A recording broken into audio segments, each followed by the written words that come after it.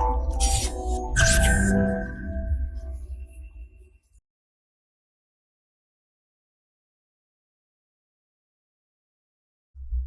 Friends, this is Gautam Pandey coming up with the next round of बस 5 minute. तो आज के बस 5 मिनट में हम बात करेंगे काला नमक राइस के बारे में। तो फर्स्ट ऑफ ऑल जरा देखते हैं काला नमक राइस आखिर न्यूज में क्यों है।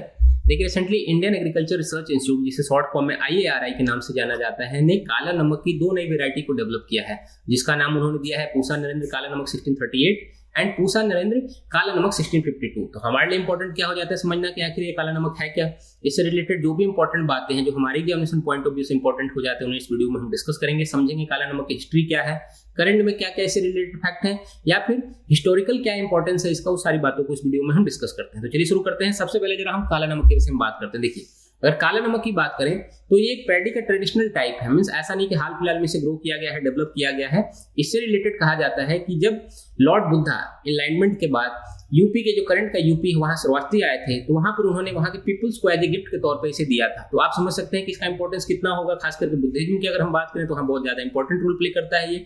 बट इसके साथ ही साथ जो करंट गवर्नमेंट है उसने भी काला नमक को इंपॉर्टेंस देते हुए 2013 में इसे GI टैग, मींस जो ज्योग्राफिकल इंडिकेशन टैग होता है, उससे अवार्ड किया था। और साथ ही साथ जो करंट का यूपी का सिद्धार्थनगर डिस्ट्रिक्ट है, वहां पर इसे OPOD मींस 1 डिस्ट्रिक्ट 1 प्रोडक्ट के तौर पे भी अवार्ड किया गया है। तो ये तो बात हो गई हमारे नेशनल लेवल पे।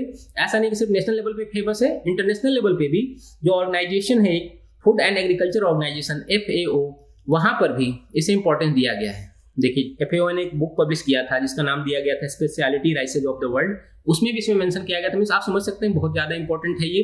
तो इस तरह के क्वेश्चन भी कभी कभी पूछ लिए जाते हैं। तो अब जरा इससे रिलेटेड क्या क्या बेनिफिट्स हैं उनको एक एक करके हम डिस्कस करते हैं। देखिए, अगर पहले फार्मर्स के बेनिफिट्स की बात करें तो फार्मर्स बेनिफिट्स आप ऐसा समझ सकते हैं कि जो काला नमक है उसे ग्रो करने के लिए, डेवलप करने के लिए किसी तरह का कोई फर्टिलाइजर या पेस्टिसाइड की जरूरत नहीं होती। मींस आप समझ सकते हैं एक कॉस्ट इफेक्टिव हो गया।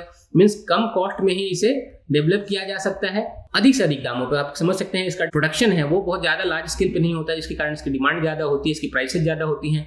तो ओवरऑल तरीके से समझिए फार्मर्स के लिए बहुत ज्यादा बेनिफिशियल होता है। और साथ ही साथ जो हमारी हेल्थ है उसके लिए भी बेनिफिशियल कहा जाता है। कहा जाता है कि इसमें एंटीऑक्सीडेंट की मात्रा बहुत ज्यादा होती है, जिसके कारण स्किन जो प्रॉब्लम होती है वो दूर होती है। खास इससे रिलेटेड अगर हम बात करें तो कार्डियक के लिए भी बहुत ज्यादा ही इंपॉर्टेंट रोल प्ले करता है। और जो काला नमक राइस है इसमें बहुत ज्यादा जिंक या आयरन की मात्रा जो होती है, क्वांटिटी क्वालिटी होती है, वो बहुत ज्यादा होती है, जिसके कारण जो जिंक और आयरन की जो डिफिशियंसी है हमारे बॉडी में वो इससे दूर हो जाती है। इससे रिलेटेड बहुत सारी बातें कहा जाता है कि BP में भी जो ब्लड प्रेशर हो उसमें भी बहुत हेल्पफुल होता है, डायबिटीज में भी बहुत ज्यादा हेल्पफुल होता है। तो इसके बहुत ज्यादा हेल्थ बेनिफिट्स भी हैं। बट ऐसा नहीं है कि इससे रिलेटेड कोई इशू नहीं है, बहुत सारे सिर्फ बेनिफिट्स हैं। देखिए, अगर इशू रिलेटेड की बात करें तो जो फार्मर्स हैं उनके लिए सबसे बड़ी प्रॉब्लम क्या होती है कि इसकी जो साइज होती है अदर राइस से थोड़ा ज़्यादा बड़ी होती है, जिसके कारण इसको जो ट्रांसपोर्टेशन वगैरह करना हो या फसल को उगाना हो बहुत जल्दी आसानी से गिर जाता है। इसी कारण जो लॉसेज वगैरह होते हैं फार्मर्स को फेस करना पड़ता है। तो इससे रिलेटेड कुछ इशू भी हैं, ऐसा नहीं कि सिर्फ और सिर्फ इसके बेनिफिट्स भी हैं। तो होप आपको काला नमक राइस से रिलेटेड सारी बातें समझ में आई होंगी। Thanks for watching.